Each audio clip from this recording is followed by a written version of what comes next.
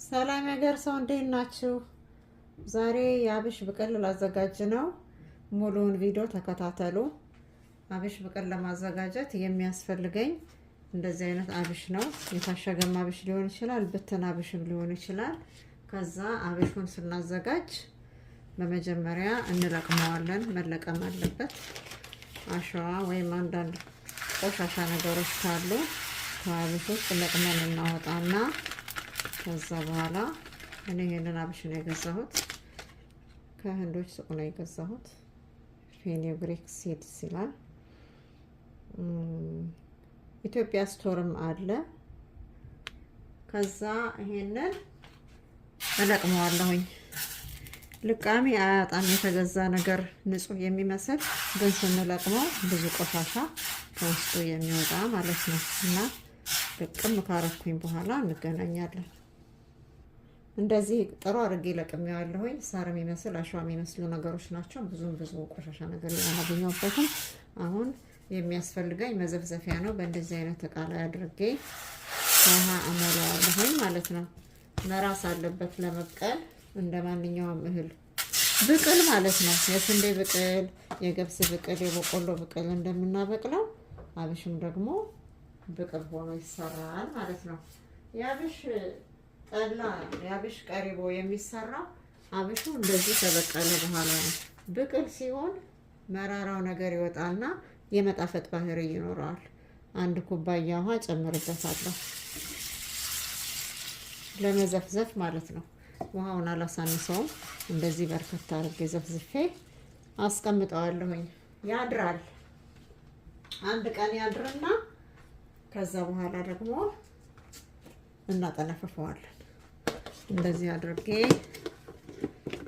አሳድረዋለሁ ማለት ነው። ከዛ በኋላ ሲርስ እናጠነፍፈዋለን። ከዛ ወደ ብቅልነት እንዲቀየር ማለት ነው። አሁን ነገ እንገናኛለን። ትላንትና ማታ የዘፈዘፍኩት አብሽ ይኸው እንደምታዩት እርሷል። አሁን ይህንን የራሰውን አብሽ እጥብ አድርጌ ደግሜ አጥቤ አጠነፍፈዋለሁ። ይሄ የምታዩት ውሃ የተዘፈዘፈበት የራሰው የአብሹ መራራው ክፍል ነው። ይሄ በጣም ነው የሚመራው። ውሃውን ብትቀምሱት በጣም ነው የሚመራው። በጣም ይመራል። እና አሁን ይሄንን እጥብ አድርጌ አጠነፍፈዋለሁኝ። እንደዚህ ባለ ማጥለያ እናጠለዋለን ውሃውን እና በደንብ ጥብ ይደረጋል። ይታጠባል። ሲታጠብ አብሹ ብታዩት ነጭ ቆንጆ ነጭ አብሽ ነው የሚሆነው። ለብ ባለ ውሃ ከዚህ ጋር ለቅና በደንብ አድርጌ ፍጥፍ አደርገዋለሁ።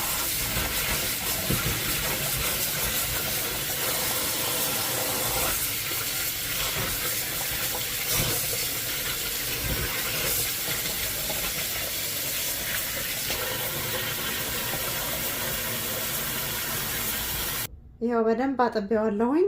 አያችሁት የሚመስለውን? በጣም ቆንጆ ነው የሆነው። ይኸው የሚመስለውን ቆንጆ ነው የሆነው። እንደዚህ ጥብ አድርገነው በደንብ ከዛ በኋላ በጨርቅ ወይም በሰሃን ከነን እናስቀምጠዋለን። እኔ በጨርቅ ነው የማስቀምጠው። በማንኛውም ነገር ብቻ ንፋስ እንዳይገባው እንዲበቅል ማለት ነው። ራስ ብሎ ያለው ነገር እንዲበቅል ማለት ነው።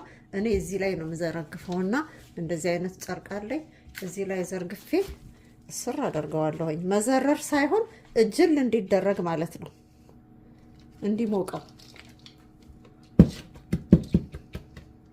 እንዲሞቀው እንደዚህ አድርጌ ቋጥሬ አስቀምጠዋለሁኝ።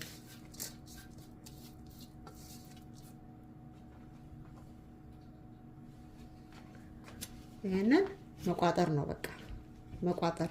አብጦ ብታዩት በቄላ ነው የሚያካክለው አብሹ ራሱ።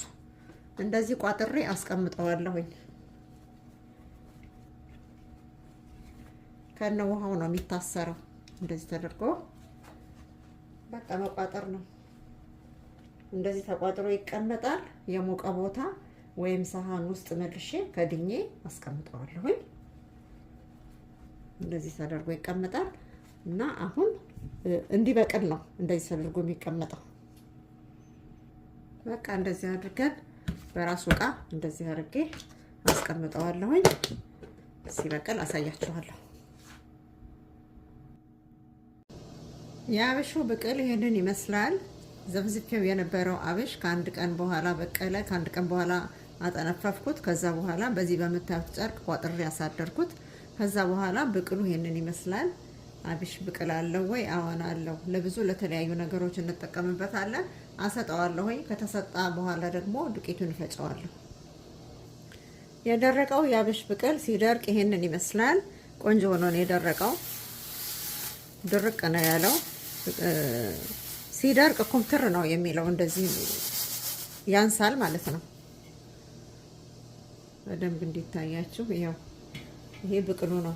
ጥሬ አብሽ አይደለም፣ የተቆላ አብሽ አይደለም።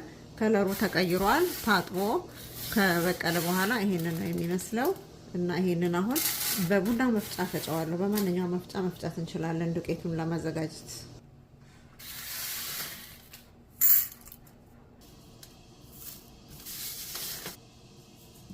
አንዴ ነው የፈጨሁት። ዱቄቱ ነጭ ነው የሆነው። አብሹ ሲታጠብና ሲበቅል ዱቄቱ እንደዚህ ነው የሚሆነው። ይሄ ለአንድ ጊዜ ለመጥመቅ በቂ ነው። ምክንያቱም ተጠምቆ መቆየት ስለሌለበት ወዲያው እንዳይበላሽብን በዚህ መልኩ እንደዚህ አድርገን እናዘጋጃለን። የበቆልቱን ዱቄት ማለት ነው። በጣም ባይደቅም እንደዚህ ሽርክቱንም ቢሆን ስለምናጠላው እንደዚሁ መጠቀም እንችላለን።